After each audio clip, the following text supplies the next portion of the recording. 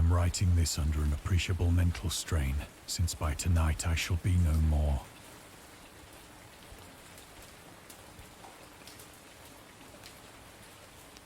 Penniless, and at the end of my supply of the drug which alone makes life endurable, I can bear the torture no longer, and shall cast myself from this garret window into the squalid street below. Do not think from my slavery to morphine that I am a weakling or a degenerate.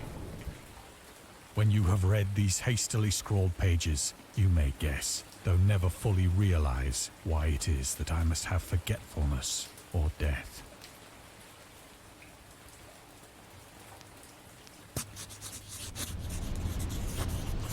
It was in one of the most open and least frequented parts of the broad Pacific that the packet of which I was supercargo fell a victim to the German sea raider.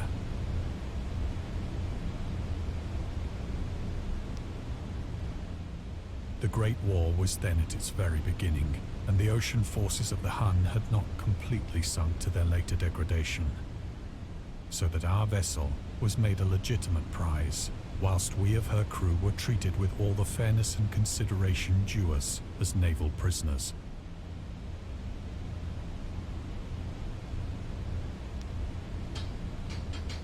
So liberal, indeed, was the discipline of our captors, that 5 days after we were taken, I managed to escape alone in a small boat with water and provisions for a good length of time.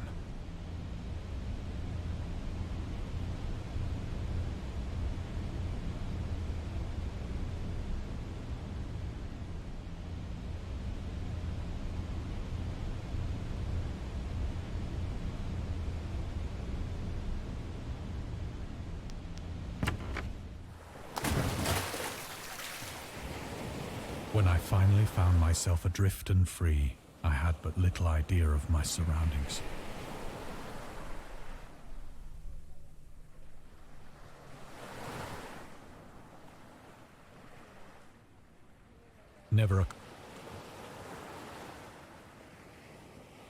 Of the longitude, I knew nothing, and no island or coastline was in sight.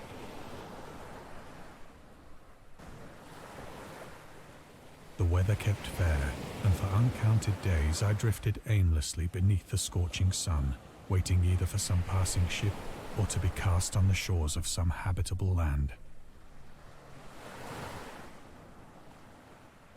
But neither ship nor land appeared, and I began to despair in my solitude upon the heaving vastness of unbroken blue.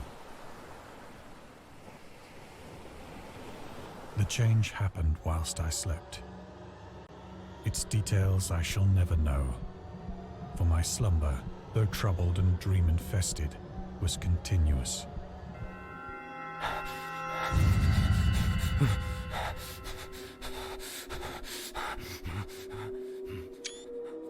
When at last I awoke, it was to discover myself half sucked into a slimy expanse of hellish black mire, which extended about me in monotonous undulations as far as I could see, and in which my boat lay grounded some distance away.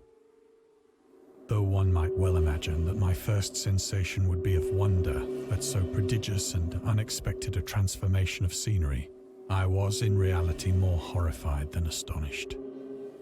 For there was in the air and in the rotting soil a sinister quality which chilled me to the very core.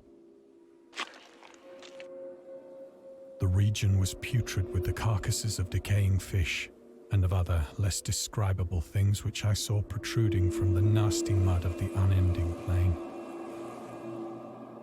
Perhaps I should not hope to convey in mere words the unutterable hideousness that can dwell in absolute silence and barren immensity. There was nothing within hearing and nothing in sight save a vast reach of black slime. Yet the very completeness of the stillness and the homogeneity of the landscape oppressed me with a nauseating fear. The sun was blazing down from a sky which seemed to me almost black in its cloudless cruelty, as though reflecting the inky marsh beneath my feet.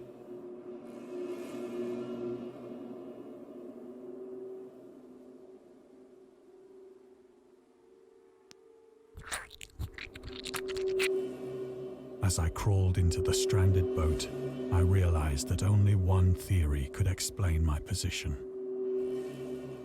Through some unprecedented volcanic upheaval, a portion of the ocean floor must have been thrown to the surface, exposing regions for which innumerable millions of years had lain hidden under unfathomable watery depths. So great was the extent of the new land which had risen beneath me that I could not detect the faintest noise of the surging ocean, straining my ears as I might. Nor were there any seafowl to prey upon the dead things. For several hours I sat thinking or brooding in the boat, which lay upon its side and afforded a slight shade as the sun moved across the heavens. As the day progressed, the ground lost some of its stickiness and seemed likely to dry sufficiently for traveling purposes in a short time. That night I slept but little, and the next day I made for myself a pack containing food and water, preparatory to an overland journey in search of the vanished sea and possible rescue. On the third morning, I found the soil dry enough to walk upon with ease.